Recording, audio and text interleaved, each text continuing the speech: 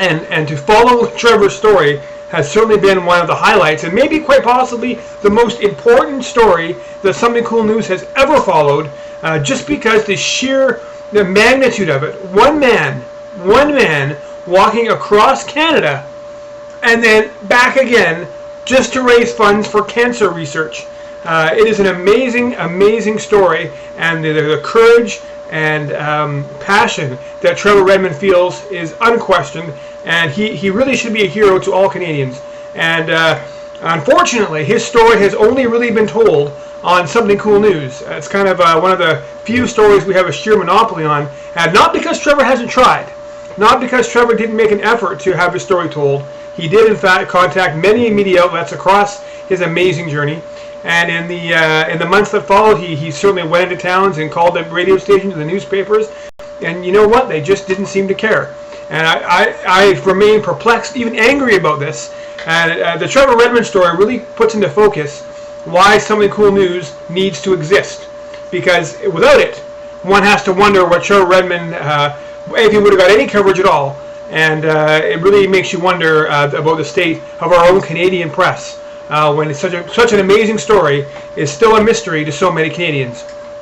Tonight, I am joined live in Calgary by Trevor Redmond, this amazing man who walked across the country and almost all the way back again, who joined us tonight to discuss the end of his trip and what that means for him. So I don't want to waste any more time. You're listening to me. Trevor, my man, how are you feeling tonight? I'm feeling pretty good. Feeling good. Very good about it, really, all things considered. I think before we really get into the end of it, I should talk about the beginning of it. I did start, let's say 2005, April 2005, trying to sum up enough attention, a little bit of support to go along with me. Even if it was just one person, would have been good. Yeah. I was only at that point willing to make the sacrifice. I went to charities, looked for sponsors. Again, the only person willing to make that sacrifice to do it. And to me, it was very important, to take and show people the amount of that a person's willing to take, and even to go there and back as I was doing for Canada. So it progressed out from there. I said, I have to do it myself anyways and see how far this goes, even if it is just with this cross BC. Which I did do, and I did that in a month with a 500-pound trailer and so. And yeah, I know. I think from there, just hoping that I'd gather enough attention, and sometimes it came in breaks out. I came into Kamloops, and I had all the media there give me attention. Edmonton was buried. I had CTV News, Saskatoon again, CTV News, and really all the networks did cover me. I think the problem was it was never at a national scale. Yes. But it was rarely. Exactly. And it was a national story. I don't want there to be any confusion about that. I mean, you weren't walking for yourself. You were walking for Canadians. Yeah, that's my greatest frustration this year was to try to grab a hold of the national media and make it a story. But then again, doing it alone, it's very difficult to even make those contacts. I was making those calls and making a call in alone to any of the networks or newspapers was difficult, and sometimes for them unbelievable if they haven't heard about it. Here's a guy that's been out here for 10,000 kilometers. Is this legit?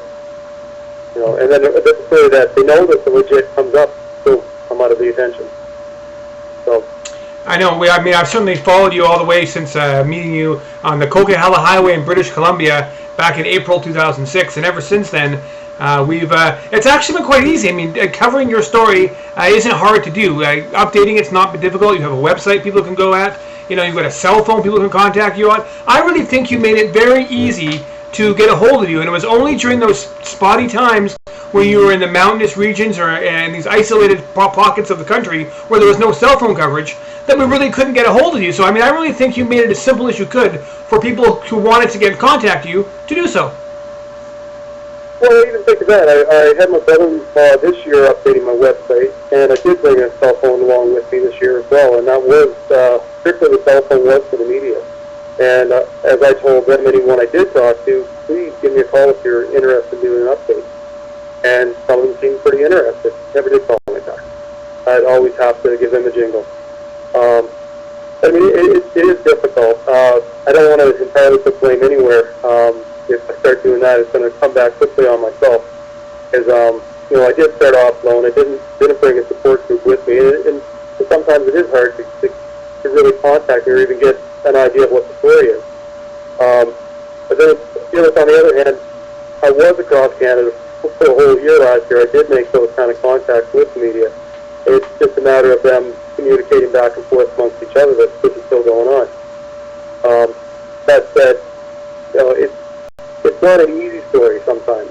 You know, I think a lot of times, as I said, I would say to you, you know, the boots are off and so are the gloves. So, you know, I'll simply say a lot of what I see with the media is they really have to have the story spoon-fed to them. You know, it's really got to be written for them before they'll put it in writing themselves.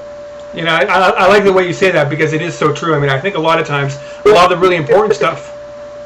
So here I am out here trying to raise money for the cause, doing something important. You know, they're trying to draw up attention to do good. And, I mean, two prime examples this year is two American girls. Like, here's a Canadian boy out there doing what I was doing. Amazing, crazy feat of sheer effort. And, you know, here's a girl named Paris and a girl named Lindsay who are grabbing the media attention in Canada. Good old Paris and And Lindsay. one of them got $1 million just to go on television after she came out of jail. Yeah. Like, give me that $1 million. You know what I do with it. Absolutely. Princess Margaret Hospital. Yeah, it's right in there. It's you're right, actually, because, I mean, I read those stories, too, and it confounds me that the Canadian media would publish the front-page interview and all this important stuff about Paris Hilton and Lindsay Lohan. I mean, you can maybe expect this stuff from Fox News or the American press, but I always thought the Canadian media was all about, you know, Canadians. And yet, perhaps one of the most heroic Canadians, and certainly one of the most hard-working and passionate, just was nowhere to be seen on a national scale. Well, even last year, I mean, even my level of confidence last year, I can say it wasn't very high as it was. And some of the times I stammered and fussed with the media, you know, just even to get a word out sometimes because it's difficult. I'm not trained to speak to the media. I have gone out alone for the first time. You're getting better, though. There were times then where the media sometimes would get my words mixed around and put right words themselves, eh? Where I never said. One of the prime examples was one of the Toronto newspaper when they did an interview with me when I went to Sudbury. They, could you just give me a moment here quick?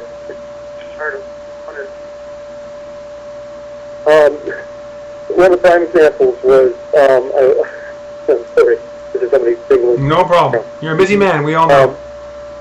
And what was said was, I said, possibly I'm the strongest person in Canada right now. And I say that because I pulled 500-pound trailer between Sault Ste. Marie and Sudbury 40 kilometers a day. And at the end of that, I got struck by a road tire that came off a transport truck. Yes. So I was saying, you know, possibly I'm the strongest person in Canada right now, you know, all things considered, to be able to still have the strength and also the mental fortitude to just keep going. And what I got out of the paper was, confidently, I am the strongest person in Canada right now.